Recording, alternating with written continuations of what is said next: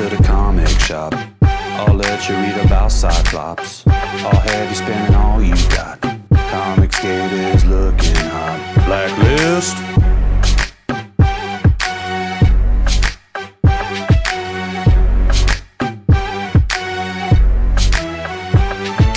All right, everybody. Left Hand Legit back in the house, ready to talk to all of you about totally awesome comic book crossovers that move the needle. We are going to get right into it with the Executioner's Song, Part 9. And this is a very, very vital moment in the Executioner's Song and in X-Men history. This is Uncanny X-Men number 296, as you can see. We have Strife standing over Cyclops holding a baby. Jean is unconscious, or maybe just taking a nice little nap. Oh, no, maybe she's dead. Maybe she is. All the bad guys are coming for her. She shouldn't have tried to escape. Cyclops pulls off the visor, and we're still not sure how he got in the costumes because they were kidnapped without the costumes. But, you know, Zacked, there it is. My boy Zacked. Not the brightest Dark Rider, was he? Don't judge him too harshly, Jean. He couldn't have known our psychic link allowed you to telekinetically restrain my optic blast just as well, or we wouldn't have been able to set him up like that. Oh, sneaky couple. What? Mainframe? But you're one of Apocalypse's henchmen. Why are you working for Strife? Nobody knows, but I think we're gonna find out. So, oh my God, so they share this big, wet, sloppy kiss as they jump to certain doom. And Jean like blasts, oh, what's this one? Oh, turn on the power. And Raphael's getting electrocuted there, it looks like. In Teenage Mutant Ninja Turtles, the Hyper Stone Heist. I don't even know this game. This looks totally awesome. Thank you, Konami. Makes me wish I had a Sega Genesis. Because that Ninja Turtles game for the regular Nintendo Entertainment System was super hard. Man, I don't know if anyone out there beat the Ninja Turtle game for the Nintendo Entertainment System. Put in the comments below how you did it, because I could not get past level 2, and I owned it. So, you know, Strife is watching on his monitors. He's a real pervy kind of guy like that. Meanwhile, back at the Xavier Mansion, Beast has pulled out the techno-organic slug that infected Charles Xavier.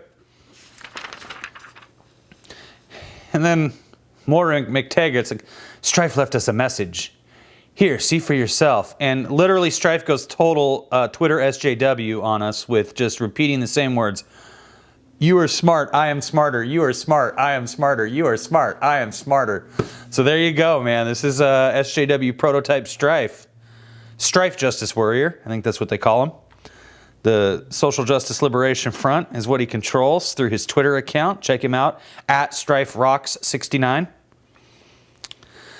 So, we keep going here. We've got my boy Cable, my boy Wolverine, and my boy Bishop are all watching like a hologram of Charles being killed on Grey Malkin, which is like this little spaceship Cable has rotating around Earth. And they keep trying to figure out like what happened here. Why did this happen? Why did Strife do this? Meanwhile, Summers and Gray were being kidnapped by Apocalypse's horsemen as the Professor, despite the mansion's Shi'ar technology, lay dying one cell at a time. Until Mr. Sinister, for whatever his reasons, he intimated Strife was behind this well-orchestrated assault. And so, you know, they're still trying to figure out, like, where in the heck could he be? We don't know. Where are Jean and Scott? Where is Strife? So Scott and Jean go running around, and then they find this baby, like, attached to this technology. And we cut back to Xavier Mansion, and we've got Apocalypse just, like, lying around, and I don't really understand this.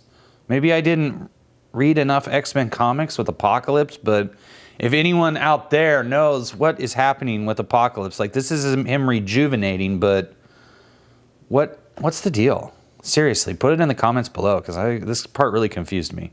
Like, I mean, I get that, you know, like he's revitalizing himself, I guess. He's gone for a nice mineral salts bath and a facial. But if you have any clue what all this purple goo means, let me know. So, but he's feeling better. He gets up and it's like, I'm going to help you guys. And they're like, whoa, can we trust you? We don't know.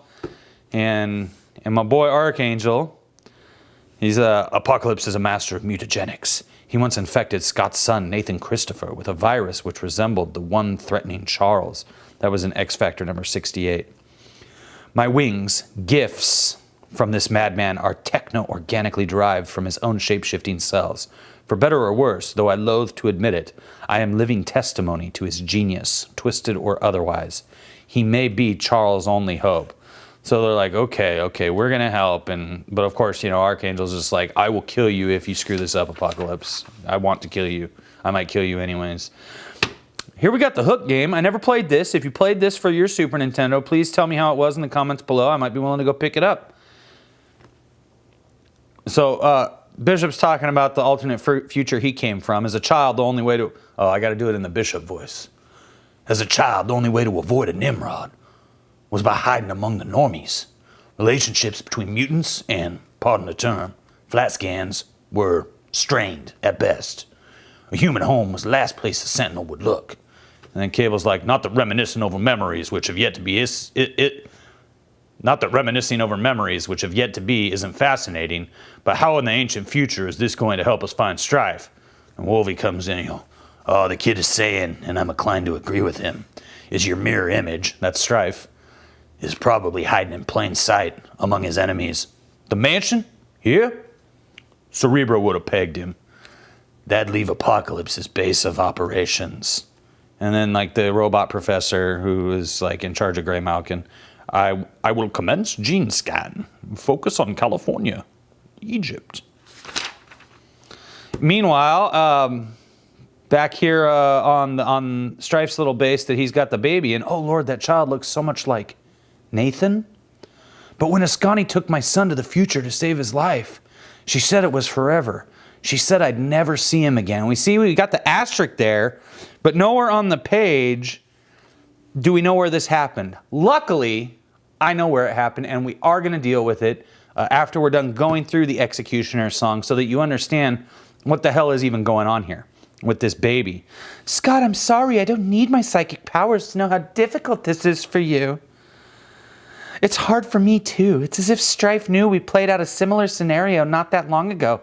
But again, how could he know? Yes, how would he?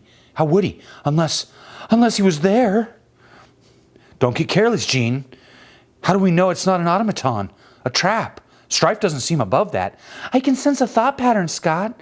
The baby's alive. And then hologram Strife, his big Wizard of Oz head shows up. Alas, a state of being he will not enjoy for much longer. This child's mind has been genetically linked with my own consciousness. Similarly, his body is interwoven with the life support system of this entire complex. You're saying we're powerless to stop you without hurting the boy? You son of a... How could you? Hiding behind the life of an infant, Strife? You misunderstand. I hide behind nothing. Rather, I invite. You have the opportunity to rid the world of the Dark Riders, this apocalyptic tomb of pain and misery, and me, simply by destroying the child. So basically, he's like, you got to perform an abortion on this kid, and I'll let you live. And Gene, logically, is just like, you're insane. And Scott, do you honestly believe we value our own lives over that of an innocent child? So clearly the X-Men are pro-life. And Strife is, this is the choice. That's how it is. So they're like, oh, we don't have a choice. What do? There's no choice. We have to give up ourselves in order to save the baby. And Strife's Wizard of Oz head is like, you have to destroy me, destroy the Dark Riders. You even have time to flee the complex before it explodes. Surrender is not one of your choices. Kill the child, kill us before we kill you. And then the Dark Riders come running, and oh, god dang it, Tom DeFalco, I hate your fat guts. Stupid bullseye. They're fighting back. And long before they'd ever met, Strife believed he knew all he needed to know about Scott Summers and Jean Grey. He was wrong. It is not a realization which comes easy to this man, or more importantly, to the child within him. He has spent a lifetime hating them for a multitude of sins. Sins he can no longer be sure they committed. Their actions this day have put a lie to his memories. His resolve has been replaced by doubt, while his hatred is all that he has left to call his own. Without so much thought between them, they know what they have to do. So like they jump, they blow like a hole in the wall, and look, this is interesting. This is for the life Jean sensed was but a fraction of the villain's own psyche, Strife's own psyche, reposited in the techno-organic construct that was the child. The need for pretense passed. The vessel reverts to its original form. So it was really just a robot baby. It wasn't a real live baby. Scott, my love, hold that thought. We're a long way from dead. I'll provide the escape route. And he blasts a hole in the side of the wall, and they get like sucked out by this vacuum. Jean's got negative. A global search might be a waste of time and resources. Wherever he is, Strife feels safe, out of our reach, confident. If he is among his enemies, we've ruled out the Professor, myself, and Apocalypse. So where on earth could he have taken Scott and Jean? That's it! It's why Jeannie hasn't been able to fire off a psychic cry for help till now. They're in the last place X-Factor battled Apocalypse and his Dark Riders. Don't you see, people? They're not on Earth at all! Ha ha ha ha ha! And they're sucked out onto the moon! And that's kind of exciting. I liked it. I had fun with it. Oh, Wayne's World VCR board game again. Man, I don't know how I missed that as a kid. That would have been so fun to have. And we have no letters column in here. Oh, remember these little guys? Oh man, Spot. He had a video game even that people actually liked. Who remembers this video game? Go ahead and tell me in the comments below if you thought this video game with Spot, the 7-Up mascot, was a good game. I heard it was good. I never played it myself. So, there we have Executioner Song Part 9, the Uncanny X-Men number 296, and we're getting deeper and deeper into the mystery of Strife's relationship with Jean and Scott. And I think, we all know, like, is he the son? Is he little Nathan Christopher Summers, who was shipped off to the future way back in the past? And we'll talk about that. We will talk about that in a separate video. So, that's it right here. We are going to keep on trucking right through the Executioner Song tomorrow. I'll be back and we're going to finish it off. So thanks for watching another totally awesome comic book review from Testosterone Overload.